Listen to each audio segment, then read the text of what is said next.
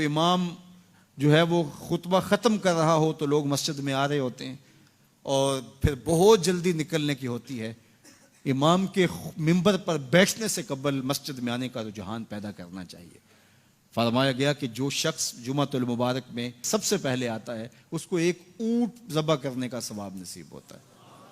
जो उसके बाद आता है उसको एक गाय ज़बह करने का, फिर एक बकरी, और जब इमाम मिंबर पे बैठ जाता है फिर रुफ़अल कलाम कलमे उठा ली जाती है।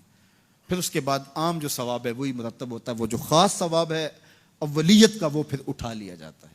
इसलिए कोशिश करें। मैं समझता हूँ इसमें हमारे खुतबा का भी बहुत कसूर है कि बाज़ का मिंबर से कोई मरबूत गुफ्तगू नहीं मिलेगी, कोई मुनज़्ज़म कलाम नसीब नहीं होगा और कोई बामकसद बात लोगों तक नहीं पहुंचाई जाएगी तो लोगों की दिलचस्पी नहीं होगी, लोग फिर देर से आएंगे। एक तो ये बात भी है, लेकिन दूसरी बात यह है कि हमारे यहाँ अमूमी तौर पर इज्तिमाई रवैया यह है कि मस्जिद में देर से जाने का फैशन, तो इस फैशन पे ना चले, बल्कि इमाम और ख़तीब के मिंबर पर बैठने से कबल जितना वक्त गुजरेगा आके बैठ के तिलावत करते रहें, ज़िक्र व फ़िक्र में मशगूल रहें।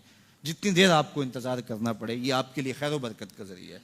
और फिर आएँ और पूरी गुफ्तगू सुने और उस गुफ्तगू का यकीनन नतीजा आपकी ज़िंदगी में मुरतब होगा। और अगर आप समझते हैं कि मैं बहुत ज़्यादा मसरूफ़ हूँ और कोई आपको काम है तो शरीयत ने आपको इजाज़त दी है कि आप लेट भी आ सकते हैं। लेकिन इज़ा नूदिया लिस्सलाति मिन यौमिल जुमुअति फ़स्अउ इला ज़िक्रिल्लाहि वज़रुल बै', वो हुक्म दिया गया जब जुमे की अजान पुकारी जाए तो उसके बाद फिर आप कारोबार नहीं कर सकते, फिर कारोबार करना हराम हो जाता है आपके ऊपर।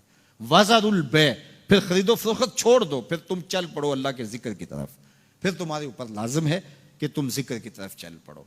तो इसलिए इस सहूलत से हमें फ़ायदा हासिल करना चाहिए कि अगर हम खुतबा पहला छोड़ते हैं और दूसरी अजान ये अजान है जिसके बाद कारोबार करना हराम है, अजान सानी है, ये सहूलत के लिए पहला वक्त अजमियों के लिए है ताकि जो है वो उर्दू में या अपनी ज़ुबान में अजमी ज़ुबान में भी कुछ कलाम सुन सकें।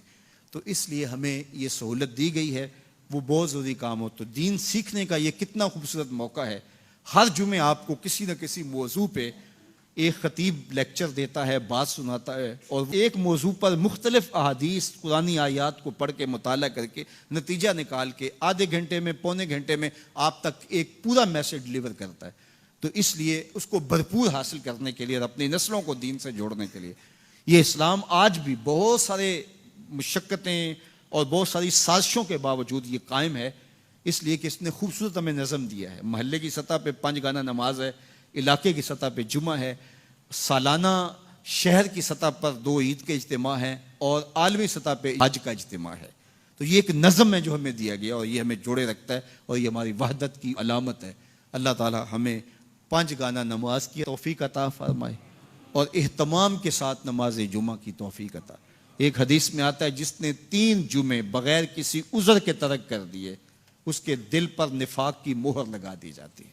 अल्लाह हमें महफूज फरमाए। व आखिर